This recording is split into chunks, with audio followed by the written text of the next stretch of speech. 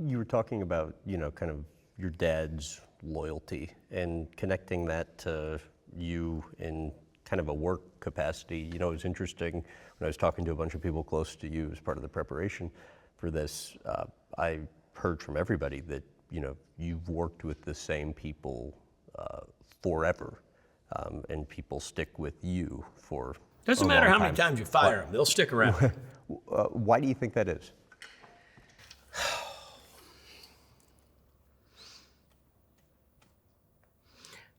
I love my friends. I'm loyal to a fault.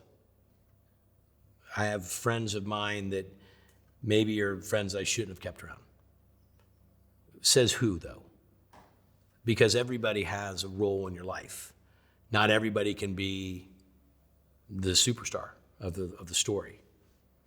And I don't keep around villains, but not everybody's the one that is so you just have a different mix of people. And I think that's what makes up a song, or what makes up a good play, or that's what makes up a great recipe. You got to have contrast. So having great friends, super important to me. Consistency is also really important, and especially making television or having restaurants. Having consistency about how things are done. And also it's nice to be able to count on people. It wasn't a design to say this is the only way it can be done. I've lost some really key people in my life that I couldn't believe left or couldn't believe had to leave. One of my favorite things about my career is championing people, about my life. I try to it's so funny because I think about this with my dad. I try to help people see the best in themselves.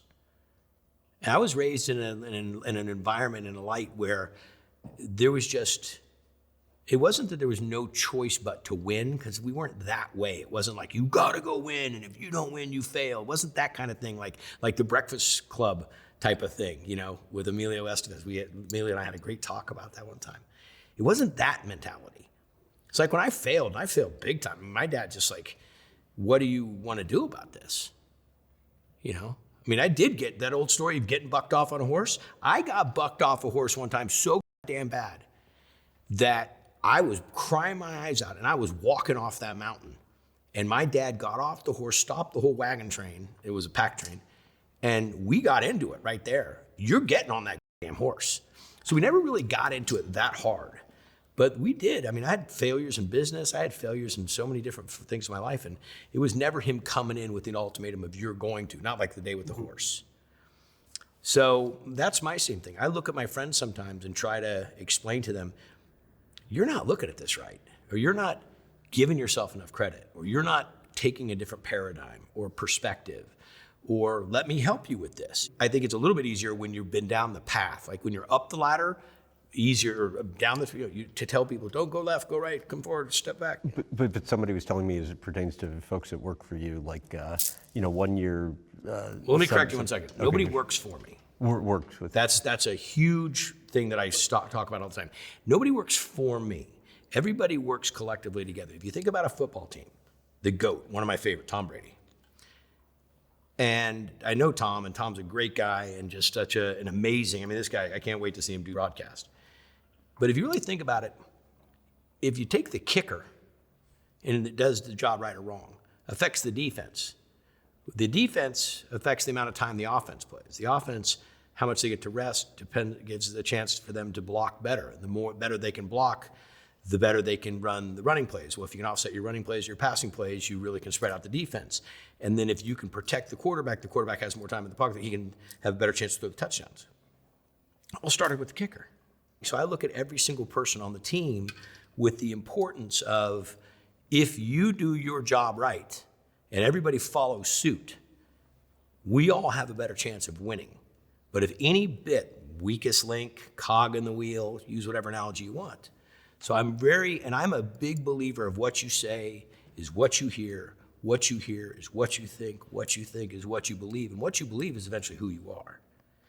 And that has always been my mantra. So I've been told that, 1 year somebody could be digging a ditch for you. The next year they're the chef and the year after that, they're the master carpenter. So explain that.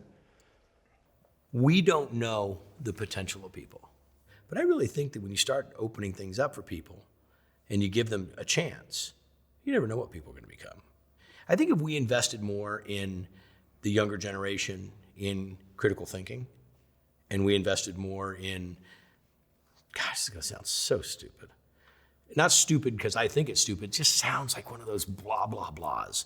But if we invested more in dream making, if we invested in more in exploring people's desires and started to help them channel that. Like not everybody's a mathematician, not everybody's an English major. You never know where someone's going to come from. So I think that my interest is seeing the people, like so many of the guys on our team. Donnie started as a PA, now lead camera, shoots 4 shows for us. Chico was already a camera operator, but now he's a DP. Neil, probably the best producer I've ever worked with, started as a PA. Cesar. Oh, Cesar. Well, yeah, so here you have Chef Cesar. Started as a dishwasher day after he got here from Mexico. Second day, didn't show up at work after Cinco de Mayo. I'm going to kill him. I tell the guy, Delfino, who told me to hire him, who's a busboy for me, you said he was great. You needed a job. You're fired.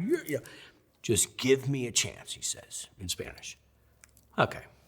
So Cesar comes over, dishwasher, real hard worker after his first day of screwing up, and ends up working his way through the ranks. Line cook, prep cook, salad, pizza, broiler, saute, sous chef, chef.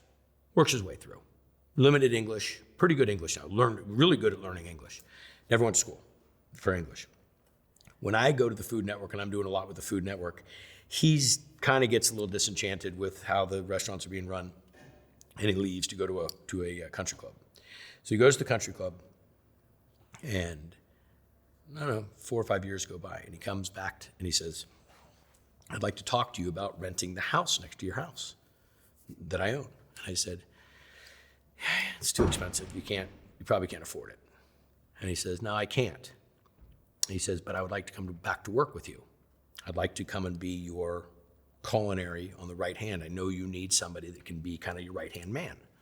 And it's not just culinary. You have to be you got to be a jack of all trades in this company. And I said, okay, why? And he says, I want to get my kids into an environment where they can really grow. Because right now, the environment we live in, a lot of cousins, want to get them in this different space. It was a big ask. He said, you really up for the task? Absolutely.